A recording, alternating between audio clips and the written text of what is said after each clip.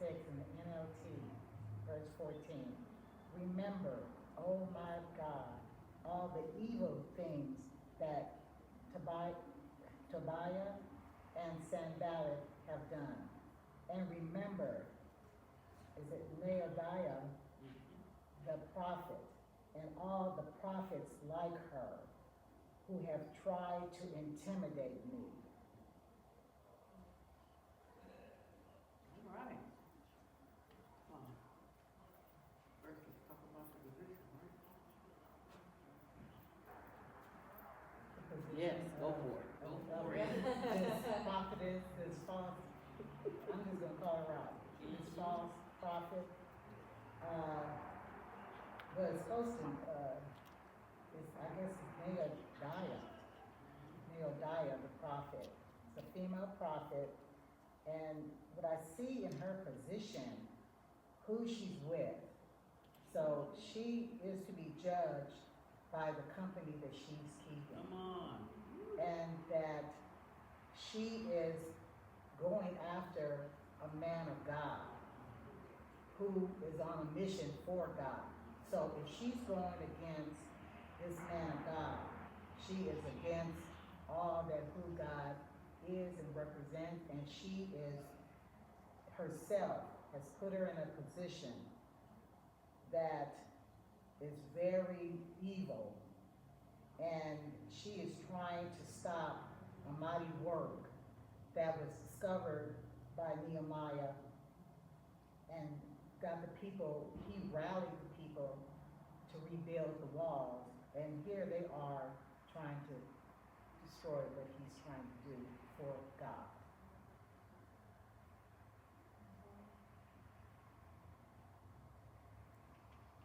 Okay, now.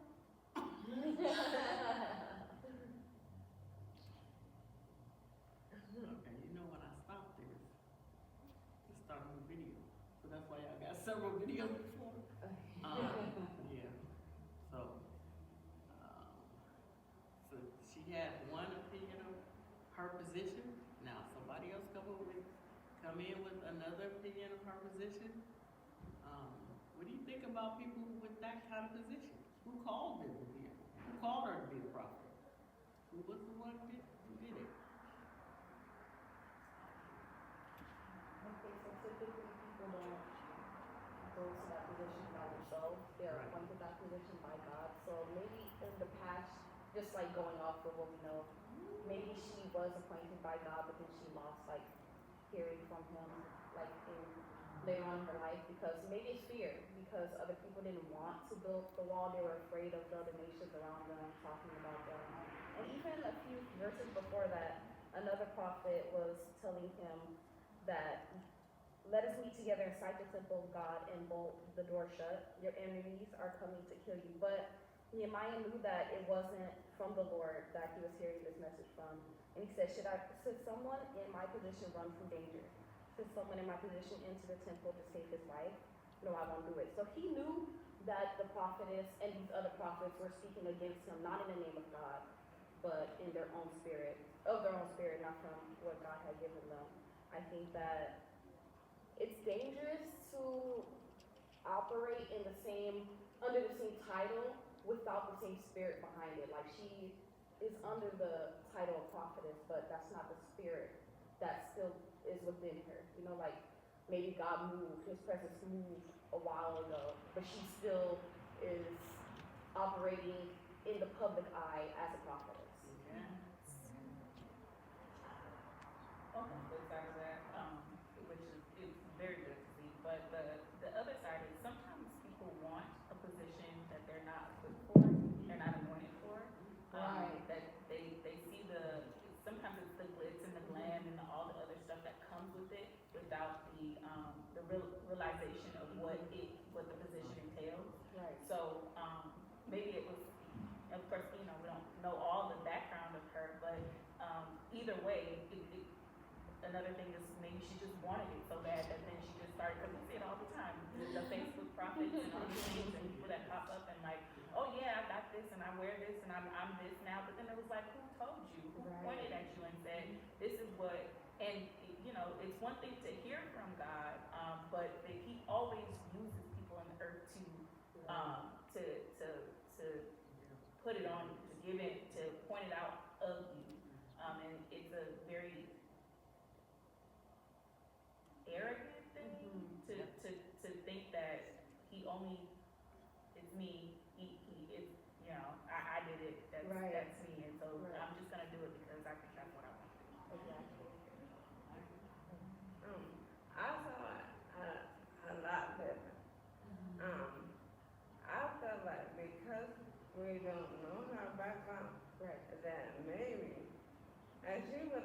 a prophet. And so, and that, and told me if she could been doing good, but when she, evidently, something changed in her. And when she did, and now she is hooked up with the negative people, and now we care about it. Right. And we maybe didn't hear about it when she was doing good. But now her name is in the mix, a mess. Right. And so when your name in the mix of mess, people are talking about you. Yeah. And so, and she could have been a good, cause the Bible, the text don't say, excuse me, that she was a false prophet. Google it, but the text don't say that. But she didn't become a false prophet until now. Right. And now, we don't know what she was good for people. But now she wanna be in the crowd. Right. And because she wanna be in the crowd, and she is messy.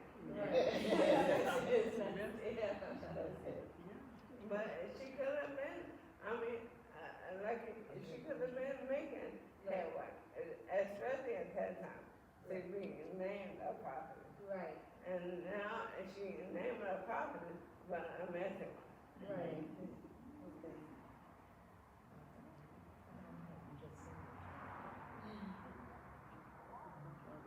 In that same vein, where you're saying you don't know, like, if she was good, she had a good report, but now that, you know, she was giving a false witness and then later on became a false prophet, I think what you were saying was powerful, that now she was named, because the other prophets along with her weren't, besides the one that was mentioned a few verses before.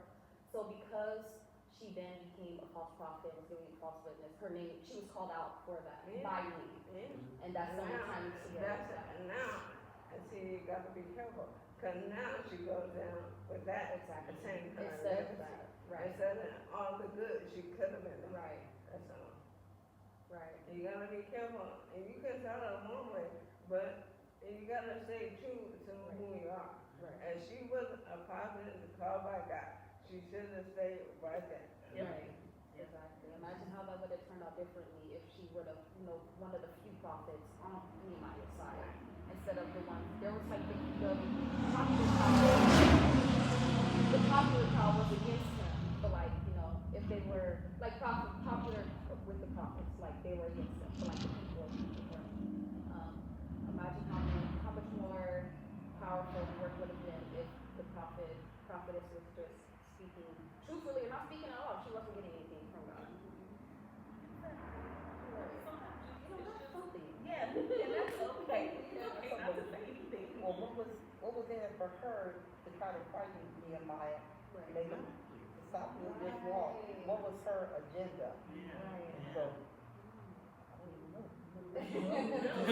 What was in it for her to have this, to have that type of spirit where she would wanna just cause, I guess, mayhem, or, you know, And it's all about people who have to go out of their way to mess with your stuff. Right. Nobody asked you, nobody called you, none of that stuff. You didn't have to. Right. Stay over there. and she's gonna be remembered for what she's done Right. and who she associated with, but we have, you know, we always taught by our parents, you just don't want to be associated with, be in that car with somebody who goes to the liquor store and you just sitting there and they in there robbing. So it just can trickle down into boom, both your life. That reminds me of when Jesus said, when Mary had wiped her hair on his feet, and then the disciples were like, don't do that, why are you doing that? And Judas said, like, we could have used this money and sold this and used it for the poor. And then Jesus was like, wherever this story is preached, you're gonna remember her. Right. You know, now this story, you're gonna remember her for that. You know, it's two contrasts. You have good, which you'll remember for, and, you know. Can I ask a question? Yeah. Okay, one of the things is her aggressiveness.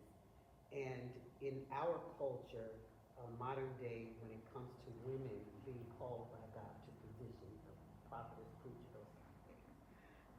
One of the things they say when it's a woman that's powerful or aggressive, that she's trying to be like a man.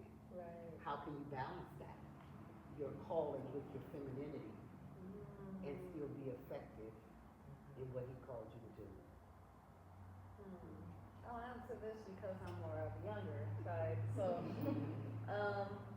for my generation, we're more like, femininity is not necessarily so much of an outward expression. It's like, I'm gonna be a woman regardless, but there are certain things that I'm not gonna step into because that's like a man. I don't wanna do what a man is called to do, but like, I feel like we shouldn't focus so much on like, am I being feminine per se, as like, am I working under the right spirit? Like if I'm operating under the right spirit, I'm not necessarily gonna be like, oh, I'm gonna do this, even though a man, like heavy lifting. I'm not about to do that if I'm under the right spirit. Because like, I know that I have helpers, it's like you understand your helpers, you understand where you're out of order if you're operating under the right spirit. I think that has to just do with, just where you are, where your posture is, and like, I feel like that is femininity, like the spirit helps you to be, that's what I meant, the spirit helps you to be feminine. Yeah. Not that there's no difference, but yeah. Yeah, I was gonna say, I think that's a problem of the patriarchy. Yes, definitely not even gonna say that, but I was like, I feel like in me, I know who God created me to be. Right. And if somebody in themselves perceives me as being manly, then that's their issue. Exactly. Because I'm doing who God called me to be. Right. And I don't need to fight with them. I don't need to prove that I'm a woman. I don't need to none of that stuff. Right. And I don't know if that's a thing about right now in the how prevalent it is to talk about your gender and your the fluidness and all that other stuff. I don't know if that's something that came on with this like season that we're in, but even with that, that's the positive side of that. I feel like that you don't have to worry. Right. I don't have to think about that because I'm doing God. Right. And so whatever you think is that's your problem. I think because we have this, vast generation right here, just on this dais right here, that I see that you young ladies right here have had good examples because of how you have positioned yourself. Right. And so that's going to benefit you in every area of your life, not only in your professional life, but in your course, your success in your family life and being an encourager in your family. And I think, you have benefited from watching the older generation make the mistakes that we made because we focus more on just getting it done, because we are baby boomers.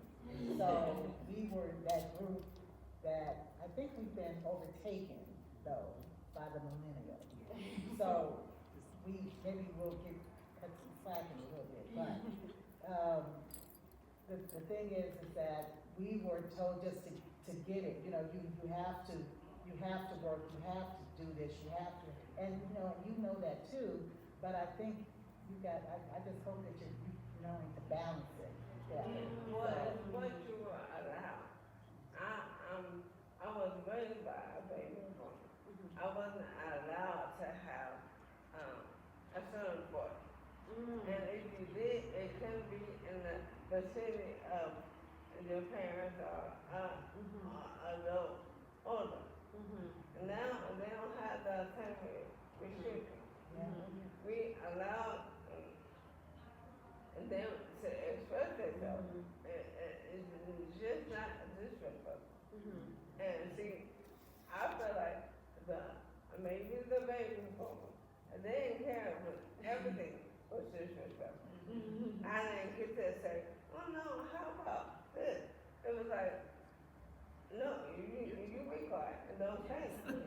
And so, because I was raised that way, I don't necessarily raised that way. Yeah. So, I got a little of both. Yeah. Now my kids are like, can sit down and have a conversation and express themselves without me saying, you better be quiet.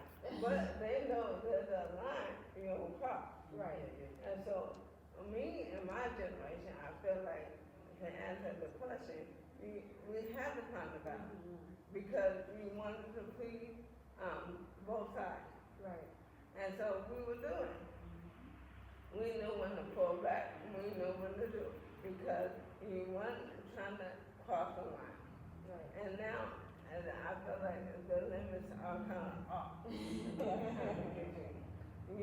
can stand up for yourself and say, no, that's your problem. Yeah. And not be disrespectful. Yeah. If you just put the perspective right back where it's up. And the great thing is, they will do it. And they Right. will This do it. generation Right. will do it and stand in it. Right. And they would, like I say, this new generation, okay, like when we're baby boomers, we might have a dream, or I want my daughter to do this and that. I want her to have a big wedding, I want her, just material things like that. But these kids say, hey, I want my daughter to be an astronaut. You know what? I don't want to be an astronaut. That's your dream. Just because when I was a child, I was like, oh, I like the stars, and she's gonna be an astronaut. That was your dream. Let me live my life, but but you can still. The parents need, I think, the baby boomers, they need to be more open to, like your kid can teach you something, have a better way. That's what The kids they can say. You can learn something from them, and not be so close-minded, and not have that thing like, oh, I'm the older one, and I know this and that. No, keep your minds open, just because someone's younger, they can still teach you, so you need to be more flexible.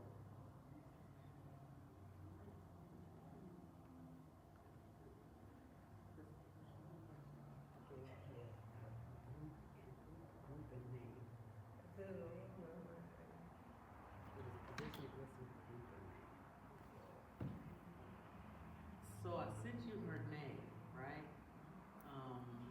Just give a little bit of that. Did you see that? What her name means? Well, I don't know if you understand. And she is the opposite of what I mean. You said what now? Sorry. I said, I didn't know if you sent it, but I did look her up, and she is being the opposite of what her name is. Yeah, I agree. I agree. Nobody else? That's it? The meeting with Jehovah? That, okay. And then I had the meaning that I Googled, of course, the one to whom the Lord has revealed himself. That's what the definition. But if she was under that, as Simone had, maybe she was a good prophetess at one time, but somehow the waters got muddled, and now she's hanging out with Sanballat. So she has changed her posture, her position. But it means Yeah, that's what made me think in the beginning that she was good, because being called what her name meant, and that made me think that she started off somewhere and had some good work. I'm trying to convince myself this lady has some good work somewhere, and that she wasn't all what that verse pointed her out to be. I think that now that she does have that reputation and she hears her name and she knows the meaning, that will always remind her like where she went wrong.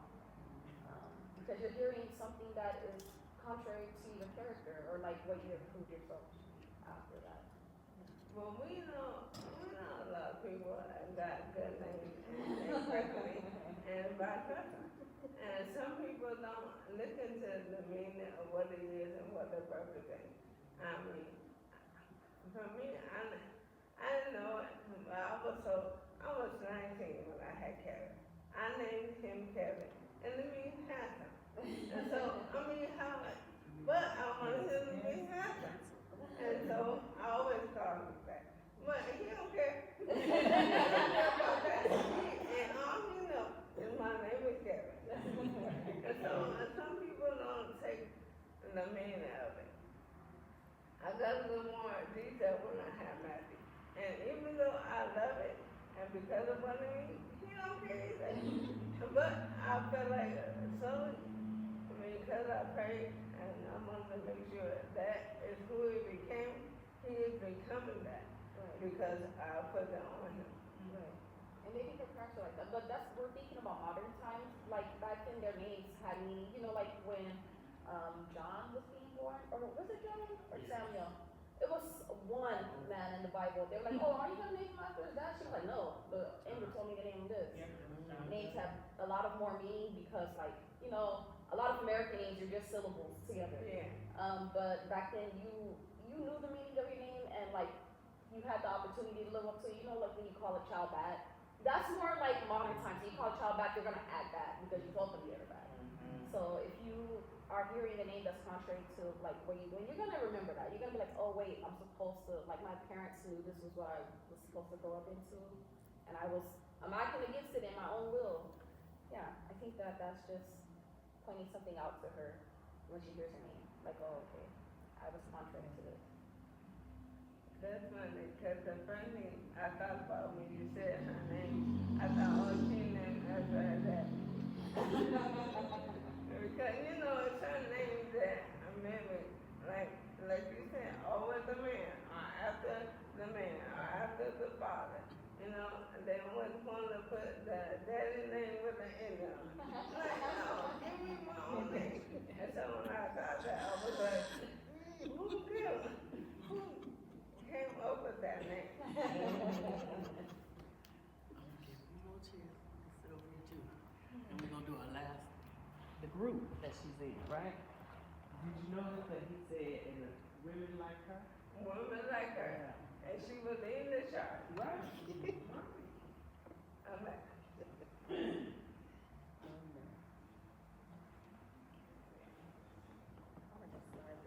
I can do it.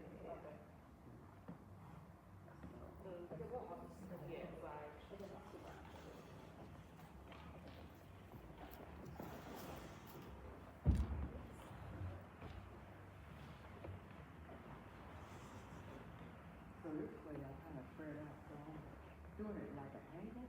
Yeah, I don't know why. Maybe it's not. It's not.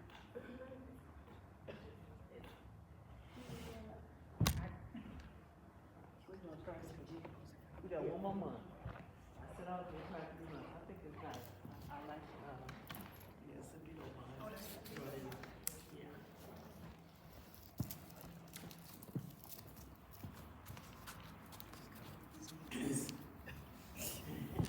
It's a proper. I'm a bowler. She's like, I'm in there. I'm in there. You know? Okay, so now we on to her group, right? Is that the last one? Yes. Okay. Yeah, all right. So we did her name. Now we're talking about her group. You lead these people. You're not good. She's not good. But she still got a group of women that's following after her being not good. And so he points it out. Calls her by name, right? And he said, don't forget her, right? Yeah. Yeah. Don't forget her. Like that one right there. Right. She's really aggressive. Y'all know who I'm talking Yeah. about. He said, those to them, her. Yeah. Isn't it funny though how sometimes our aggressiveness comes off as negative, Right. and sometimes it is needed, you know, so, but because at times we are aggressive, we tend to, commune with people. Some people see us and we want to be with them because she aggressive, you know, but, yeah. I'm being with her, but she's aggressive, you know, and it's not necessarily a negative, it is just meant to take a stance. Now, sometimes it's bad, but, you know, sometimes that stance is a good stance, and we need to, not be afraid to take those stances. But because I'm not the aggressive one in my opinion, I'm gonna just say, but, I do.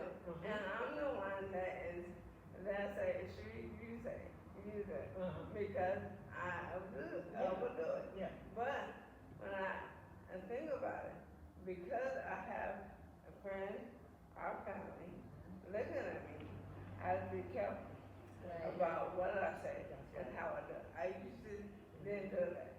I didn't care. But when the consequences come down, it's on me. Oh, yeah. And that group, they'll follow you until that happens. And then I'm up there by myself. And they'll say, well, we tried. No, you didn't. No, you didn't. But I mean, like you said, sometimes it's good, sometimes it's bad. You gotta know how to navigate it. That's right. And I take it as a responsibility when I know people are looking to me. I say I lead up a group all the time. When I think about this group, when I look at this scripture and how Nehemiah, I mean, she imprinted it in his mind, and what she is and what she brought with these women. And, you know, it starts off with the evil intent of what they were doing, and he says, remember her. He is the one to forget this woman. Yeah, that means she cut up. She cut up. And then all the prophets left. Yeah, and she cut up and she had all her She little had minions. Right, All her little minions, but doing what she said. And all the prophets like her who have tried to intimidate Yeah, me. because he said, I'm trying to do this for everybody, minister, and here you come. Yeah. Here you come. I sit down. Because that wasn't me. The scripture, it wasn't have my name. It wasn't me. It was me. She the one. Yeah. And that's why I said she had to have good in there. And somewhere along the way, she lost herself. And I don't know why, but she did. And the sad part is, that's how they see her. Yes.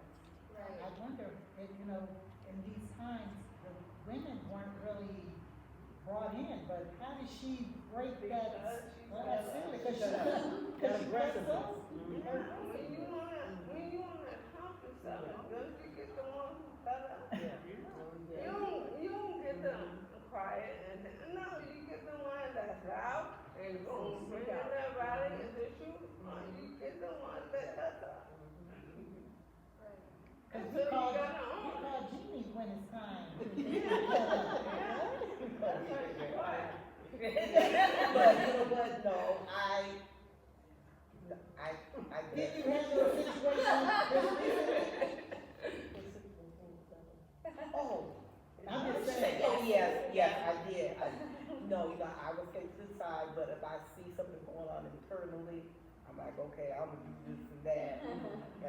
And she'll do it clandestine. Yeah, I You don't don't make know any what's waves or anything, and then after everything has been put back into place, well, I think it should be, it is, I know the family, I know what our family parameters are and what we stand for, and what our mother taught us, and how things are supposed to go.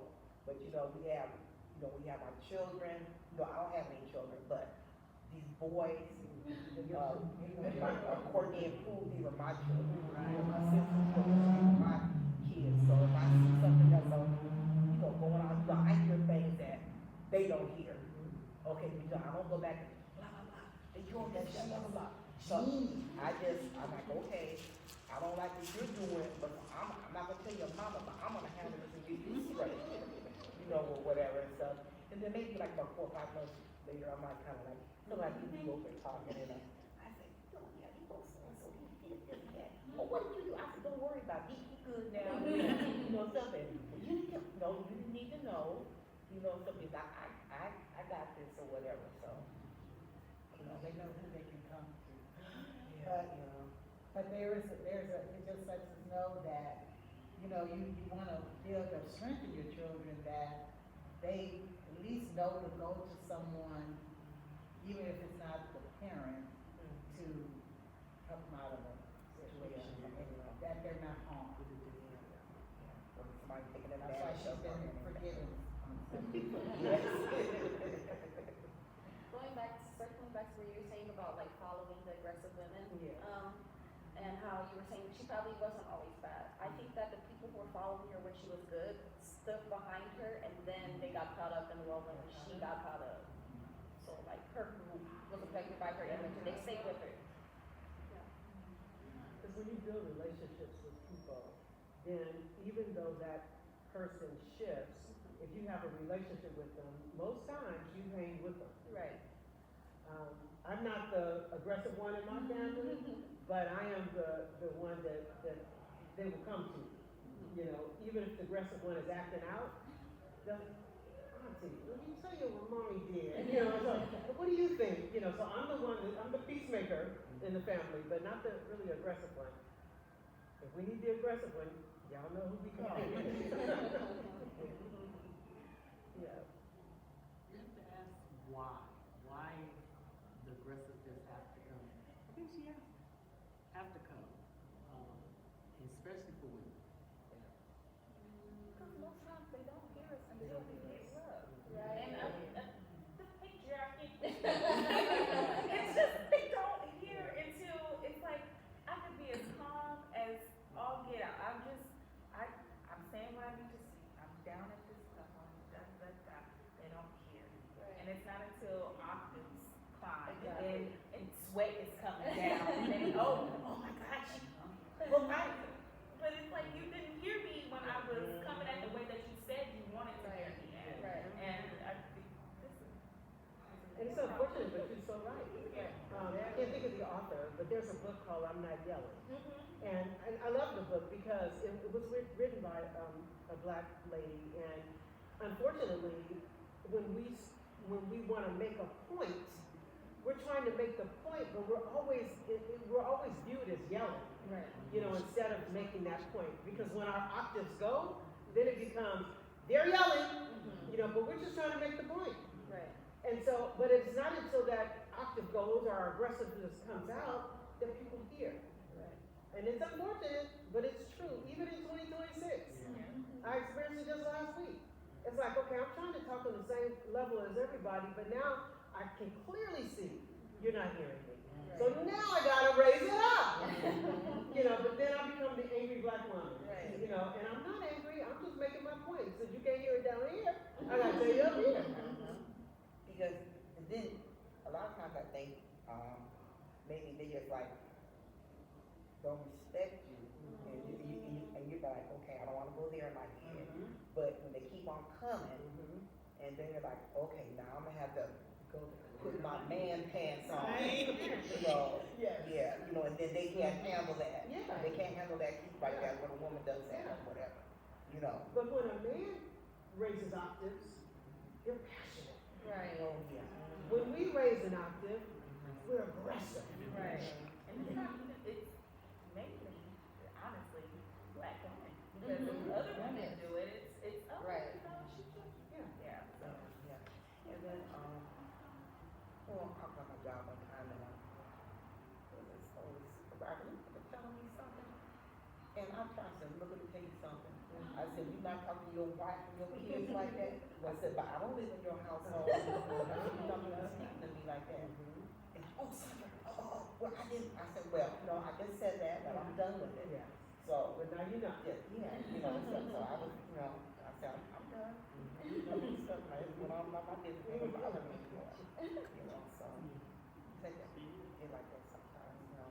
I think also because she was like one of a kind in like this time, she had to probably elbow her way into it. Obviously, you know, we have to be benevolent. We're in the house of God.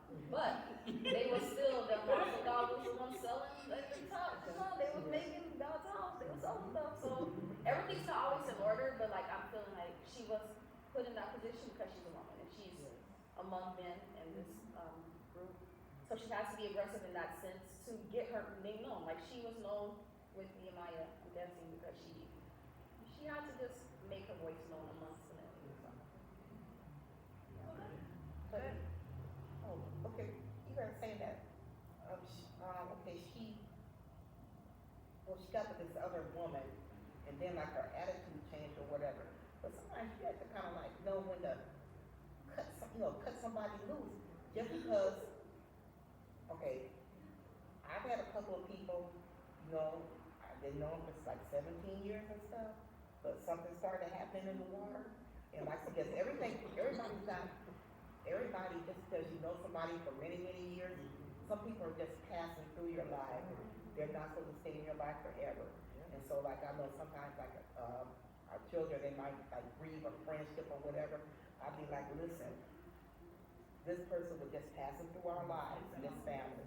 They weren't meant to stay. We have the ones that just pass through, and we have the ones that we keep. You know, so you have to kind of learn the difference between the two. But I guess she just got caught up and just like, okay, I've gone buck wild here and I'm not going back. I Well, crossed the she line. was the woman of power, Yes. and she has a little bit of that. And so, you have a little sad, you know, you want to keep it. Yeah. You know, what she did to keep it. Right. Because, like you're saying, the patriarch, and I think they own everything until we come around. And sometimes we have to say, no, we belong here, and we're saying, but not because of what they want us to do. And she flipped sides. I'm not flipping sides. No, no. Yes. But, you know, you have to you gotta hold your own and know why you're doing what you're doing. Because if there's any kind of bitterness in that, people will see it and use it against you. And she probably was like that. And she probably, like I said, I'm sick and tired. She started off good. but along the way, yeah, she got a fight. See, not necessarily fight, but she wanted to establish herself as proper. And so no one telling how they would treat her in the meeting or in the whatever. And maybe she felt like the only way to make it is to do what they want. Like, Yeah. I see what you're saying there, like, because she could have, like, you know, in that time, if one person was saying something against the crowd, they're probably not gonna believe that one person. So maybe she had to conform her message to match the others, because you know that the popular voice was against her. It's so much we don't know. I mean, I'm just Right, saying. right. I mean, for all we know, she could have wanted to be with somebody. We don't know if she had a husband, and maybe she was trying to get one. Maybe she was, No, not maybe Mr. Todd. Somebody being thirsty or something. Oh, and so they were thirsty back then. The person's been around for a long time. Oh, yeah. But what this shows me, her name is in this book. It's in the Bible. Right. Mentioned one time, but it's in there. So she, whatever she did, she made an impact where Nehemiah called her out and the women that were hanging out with her. So, Because we know there were others, because he said, like her. like her. Like her. But she's the ringleader. Definitely the ringleader. She's Yes. the ringleader. If you wanna get something done, you go to the head, Yeah. right? Mhm. Mm-hmm.